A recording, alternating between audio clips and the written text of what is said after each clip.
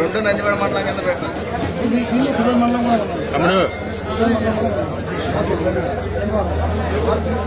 మండలం వేరే పెట్టినా రెండు అట్లాగే రాదు.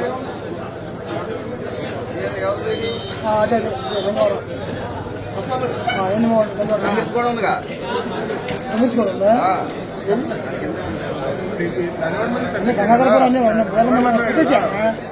పెట్టకూడదు.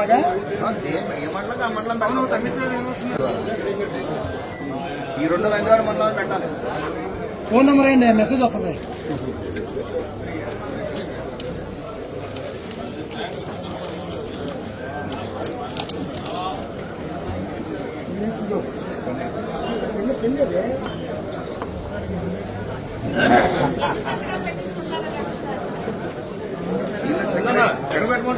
తమ్ముడు నువ్వు బాగా అడ్డు వస్తున్నావు తమ్ముడు. నేనా? మీరు కాదు సార్, మీరు కాదు సార్.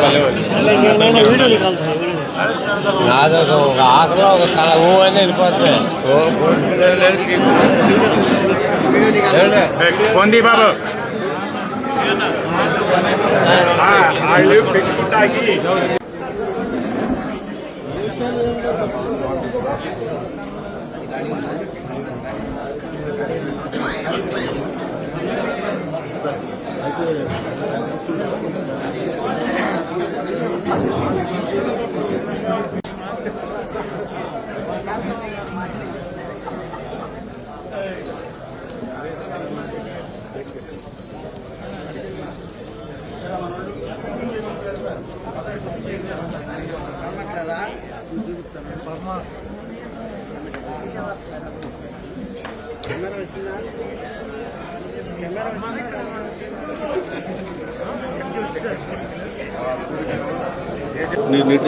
రాజకీయాల్లోకి మీరు వస్తారు.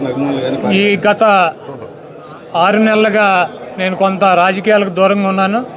ఎందుకంటే నాకు బైపాస్ సర్జరీ జరిగింది.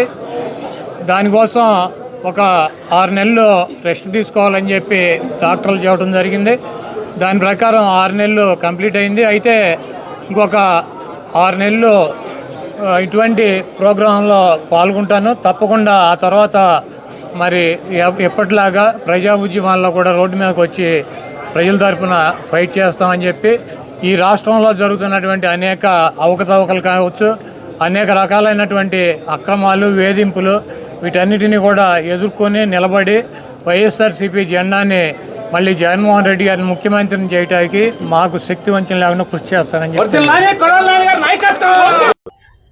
మాకు ఈ సర్కస్ ఎందుకు?